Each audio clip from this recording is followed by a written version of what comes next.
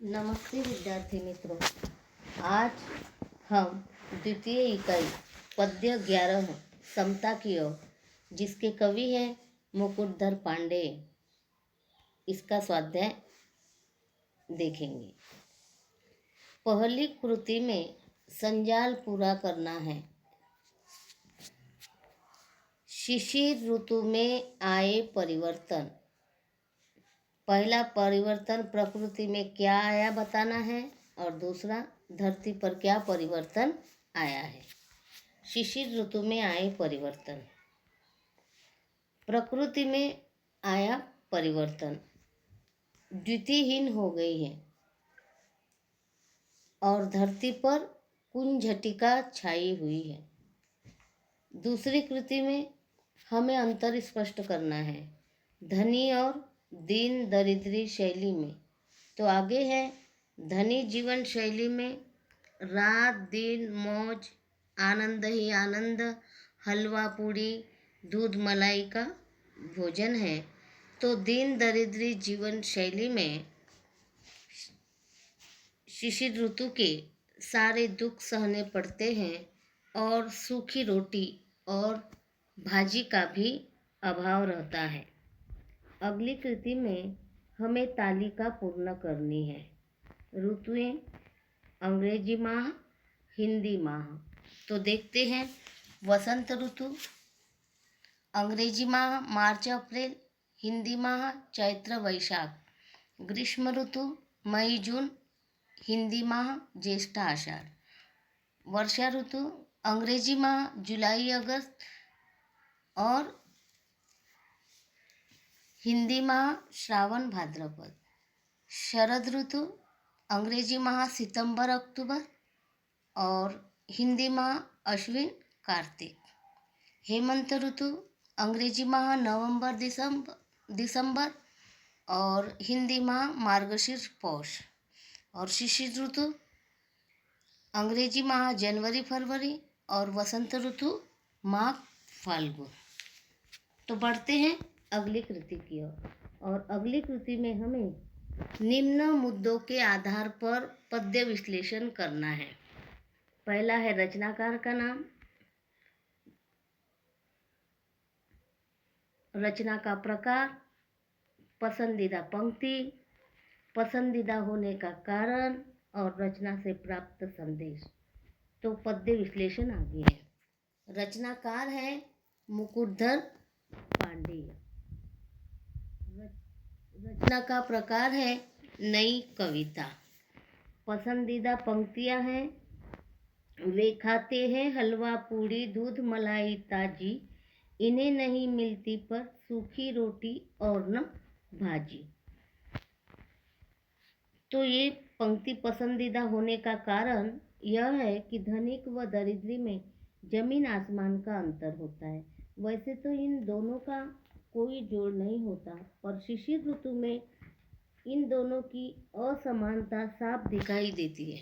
धनी वर्ग के लोग जहाँ हलवा पूड़ी तथा दूध मलाई का भोजन लेते हैं, वही गरीबों के घर में अन्न तक नहीं होता। इन्हें सूखी रोटी सब्जी तक नसीब नहीं होती। यह पंक्तियाँ दीन दरिद्री लोगों के जीवन की दुर्दशा दर्शाती है, उनके जीवन की सच्चाई दर्शाती है। अब अगला, इस रचना से प्राप्त संदेश। सभी मनुष्य समान होते हैं, कोई छोटा या बड़ा नहीं होता। कविता द्वारा यह संदेश मिलता है कि साधन संपन्न एवं अभावग्रस्त व्यक्तियों के जीवन यापन का अनुभव होता है। धनवान और निर्धन दोनों की जीवन शैली का अंतर समझ में आता है। समाज में अमीरों को गरीब भाइयों की भलाई के बारे में अवश्य विचार करना चाहिए। जन्म से सभी मनुष्य एक जैसे होते हैं। ऊंच नीच, बड़ा छोटा, धनवान गरीब तो मनुष्य अपनी अपनी उपलब्धियों से बनता है। प्रस्तुत कविता में हमें यही संदेश मिलता है कि धनवान व निर्धन दोनों भाई भाई है, इसलिए धनी वर्ग के लोगों को अपने दीन दरिद्र भाइयों की भलाई के लिए प्रयास करना चाहिए। अगली कृति में हमें अंतिम दो पंक्तियों से मिलने वाला संदेश लिखना है। जन्म से सभी मनुष्य एक जैसे होते हैं। मनुष्य जाति में जन्म लेने के कारण सभी मनुष्यों में भाई भाई का रिश्ता होता है। इस रिश्ते में आर्थिक असमानताओं को आने नहीं देना चाहिए। हर एक मनुष्य में उपकार करने की भावना होनी चाहिए। भाई का भाई पर कुछ अधिकार होता है। इस बात को ध्यान में रखकर हमें एक दूसरे के प्रति उपकार की भावना होनी चाहिए। सहकार्य के लिए सदैव तत्पर रहना चाहिए। अगली कृति है उपयोजित लेखन है। उसमें हमें विश्व बंधुता वर्तमान युग की मांग पर विषय पर 80 से 100 शब्दों में निबंध लिखना है।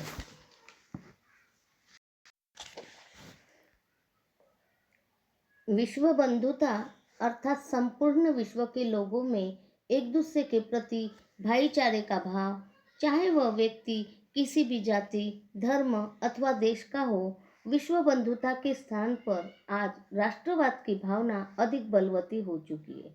परिणाम स्वरूप संपूर्ण विश्व धीरे धीरे विनाश की ओर बढ़ता जा रहा है। लोगों में इंसानियत से अधिक अपनी जाति, धर्म व देश के प्रति निष्ठा दिखाई दे रही है, जिसका सीधा व प्रतिकूल प्रभाव वसुधैव कुटुंबकम की भावना पर पड़ रहा है। सभी अपने जाति, धर्म व देश को सर्वश्रेष्ठ साबित करने की होड़ में लगे हुए हैं।